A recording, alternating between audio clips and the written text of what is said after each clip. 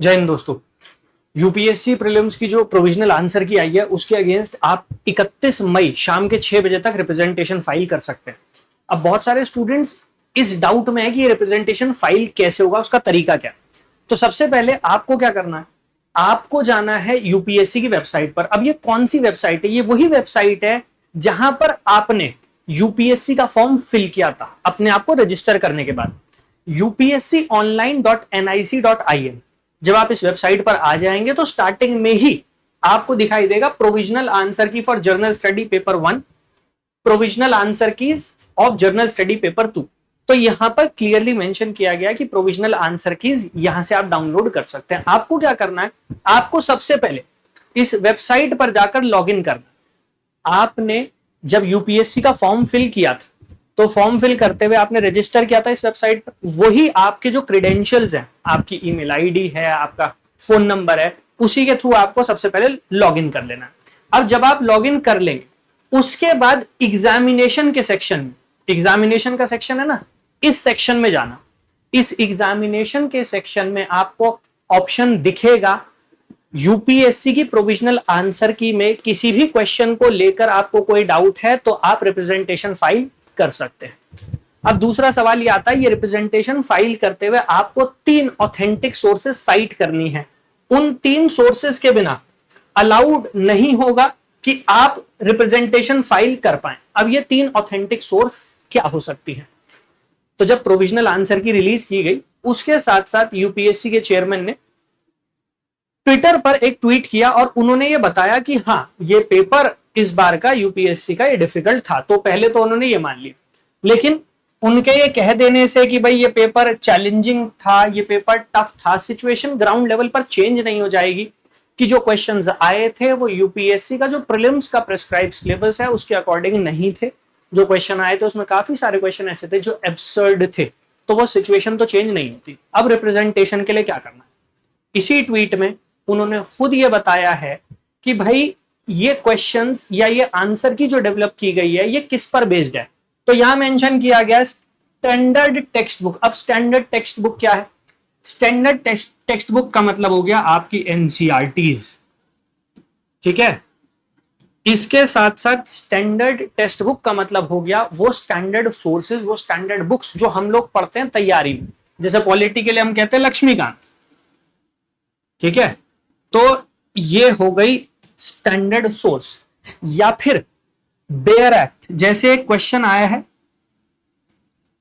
एक क्वेश्चन आया है भारतीय नागरिक सुरक्षा संहिता के ऊपर और उसको लेकर डाउट्स भी है स्टूडेंट को, ग्रामेटिकल एरर है वहां पर, और 3 ऐसे क्वेश्चंस जहां पर क्लियरली क्वेश्चन को गलत तरीके से फ्रेम किया गया है।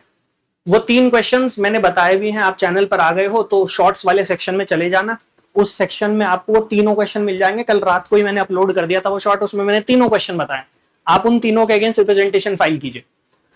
तो एक तो हो गई आपकी एनसीईआरटी, दूसरी हो गई हमारी स्टैंडर्ड सोर्सेस, हमारी स्टैंडर्ड बुक जिन्हें हम फॉलो करते हैं।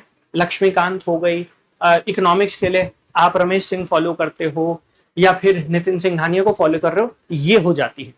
ऐसे ही बेयर एक्ट हो गया आपका। अब एक क्वेश्चन था, वो क्वेश्चन जैसे विमल्डन है, इस तरीके के जो टेनिस टूर्नामेंट्स होते हैं, ग्रैंड स्लैम्स, उनके ऊपर था।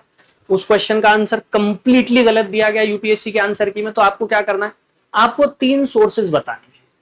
3 सोर्सेज में आप क्या कर सकते हैं, आप जो ग्रैंड स्लैम होते हैं उनकी रूल बुक आपको मिल जाएगी। ग्रैंड स्लैम जो होता है विमल्डन है या फिर ऑस्ट्रेलियन ओपन है, इनकी वेबसाइट पर आप वहां से वो स्क्रीनशॉट ले लीजिए और आप साइट कीजिए कि आपका क्वेश्चन गलत था।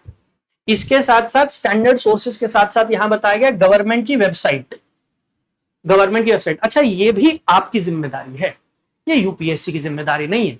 पहले डिफिकल्ट पेपर, एब्सर्ड पेपर दे दो, उसके बाद स्टूडेंट्स को बोलो कि आप ही ढूंढ के बताओ। अब बच्चा कहां जाएगा, सोइयो गवर्नमेंट की वेबसाइट है, बच्चा कहां कहां ढूंढेगा। अब बच्चा पागलों की तरह ढूंढता रहे। 31 तारीख आखिरी दिन है, उनका क्या, उन पे कोई फर्क नहीं पड़ता। गवर्नमेंट की वेबसाइट, गवर्नमेंट के सर्कुलर या प्रेस रिलीज, इनको भी आप सोर्स के तौर पर साइट कर सकते हैं।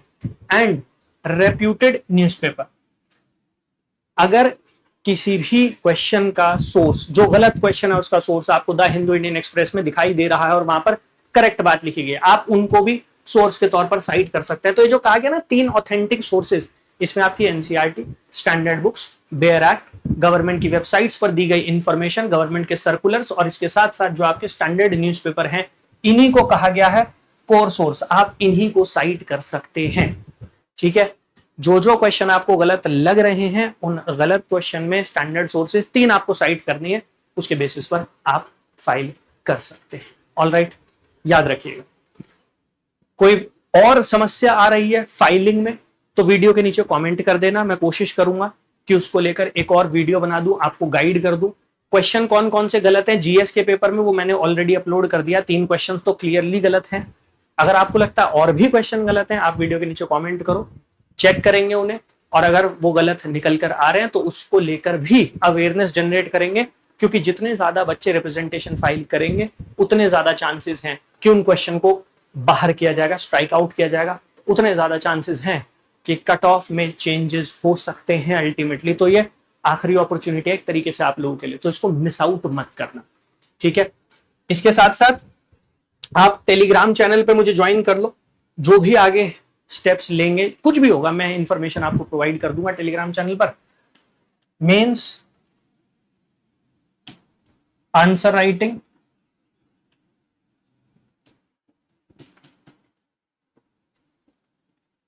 बाय अंकित सर। ठीक है, ये है टेलीग्राम चैनल।